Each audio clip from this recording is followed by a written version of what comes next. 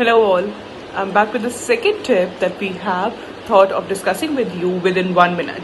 Okay, all the skills, speaking skills, reading skills, writing skills and listening skills, all these four skills are connected to each other. सारी skills अपने आप से connected है.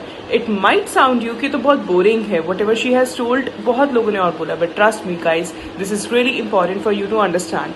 The skill I'm talking about to learn speaking English is reading skills. Now why and how? Listen very carefully.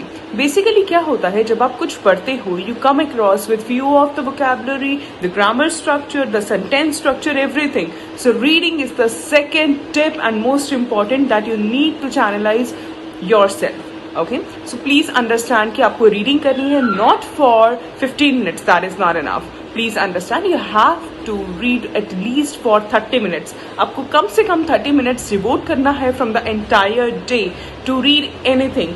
And after reading, you'll come to know what kind of sentence structure is there. This is second tip. I'll come back with a third tip next time. Bye. Take care.